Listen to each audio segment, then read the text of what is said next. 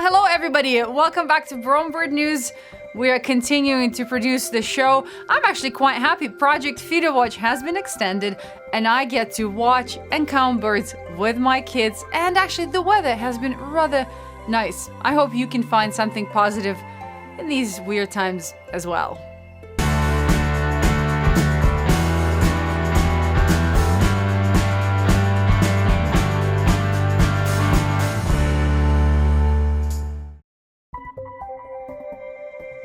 And a few things on backyard feeding. Well, we noticed that a lot of people are at home, they're watching birds, they're watching their feeders, they're washing their feeders more frequently, and they're discovering that maybe the feeder is missing a part or something got damaged over the winter. So we just wanted to let you know that we're still open, we're still shipping parts. It does take a bit longer now than usual. And if you're trying to call us and you can't get through, please just send us an email on either info@brownbirdcare.com or Tatiana@brownbirdcare.com. And in these weird times, have you considered either sharing or lending your feeder to your neighbors, maybe your friends or your family? I have. I do have a lot of feeders, and I know that, watching TV or playing video games, watching Netflix can get rather boring, whereas watching and feeding birds does give people a purpose. So check out who in your community might benefit from a bird feeder. And here's a positive side to being stuck at home, working from home, whatever you want to call it. The other day I was working on my laptop, everything was quiet and peaceful, my husband was busy with the kids outside, when all of a sudden I heard this weird noise, boom, boom, boom. I ran upstairs and a female northern cardinal was attacking its own reflection in the window. Oh, such silly birds. I filmed it, then I closed the blinds and she stopped and she hasn't been back since. This is a normal, typical actually behavior of American robins and northern cardinals this time of the year. Don't worry, they normally don't hurt themselves because they do this intentionally and this is not considered a window collision. So, check out your house, see which of the windows reflect a lot, and try to cut down that reflection either by closing curtains, closing blinds, or using any kind of dulling sprays. Last year, Aaron Karnofsky noticed when dark-eyed juncos showed up in his backyard, one of them had blue eyes instead of regular brown eyes. He wonders what causes this. Hi, Aaron. Your headshot of the dark-eyed junco showing an apparent blue eye color was quite intriguing. I looked up an old scientific paper published on the subject of eye color changes in this very species, and there was absolutely no mention of any bluish color. I then took a peek at the very best and most recent reference source on birds of North America published by the Cornell Laboratory of Ornithology to see what the experts on dark-eyed juncos have to say.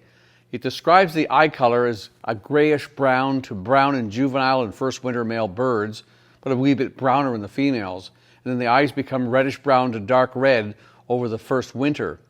By the spring, one might see a narrow gray outer ring in the iris of some yearling birds. I couldn't find any mention of a blue hue in any of the races of dark-eyed juncos on the continent either. Looking closely at your bird's eyes, it does tend to look more like a light violet color rather than Paul Newman blue.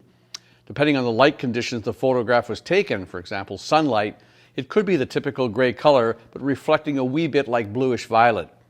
There are claims out there that say that diet can change one's eye color somewhat, but whether this happens in birds is not yet known.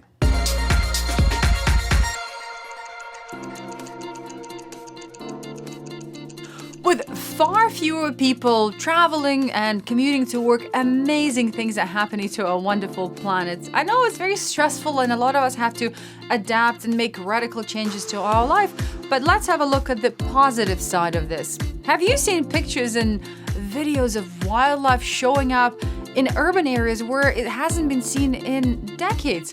I also think that migratory birds are having an easier time reaching their breeding destinations. I mean, I don't remember the last time we filled our car and our recycling bin is not as full as it normally is. Air pollution is also lower and everything is just moving slower. We're consuming less.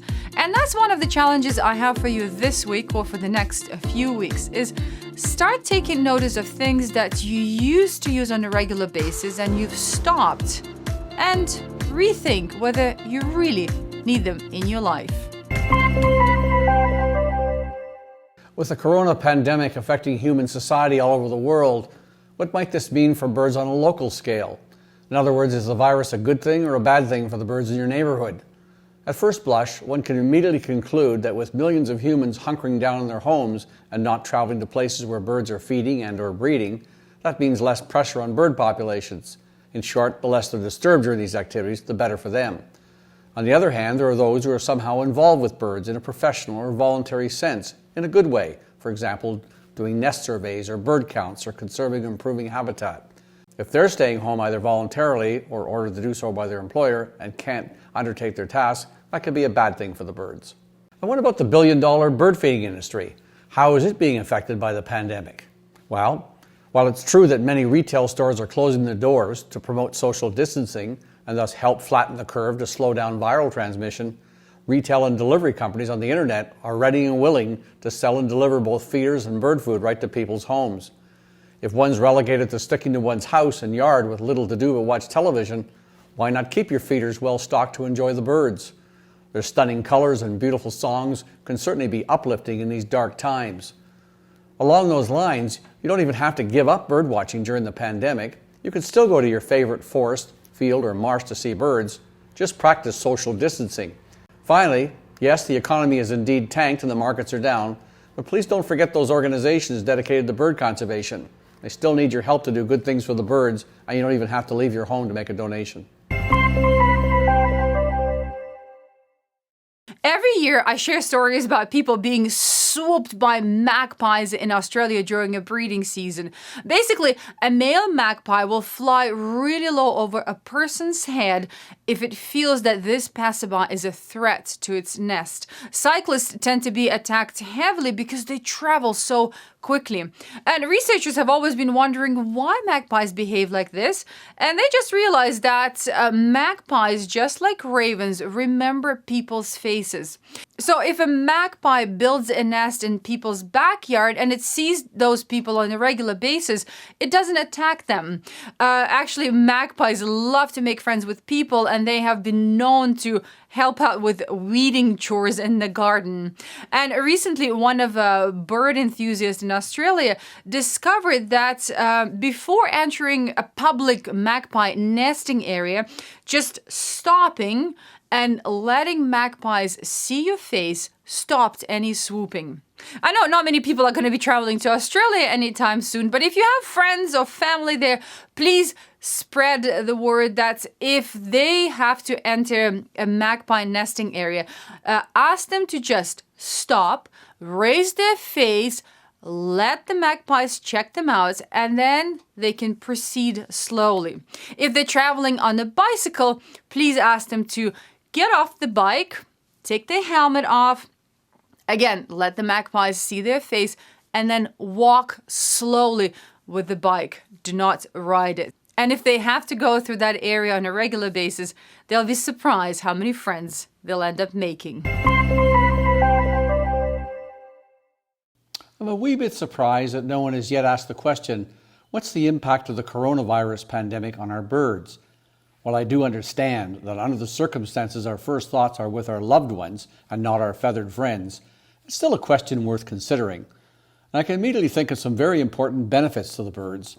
Perhaps the most important factor behind the serious declines in bird populations all over the world is habitat destruction and degradation by the almost 8 billion humans on Earth.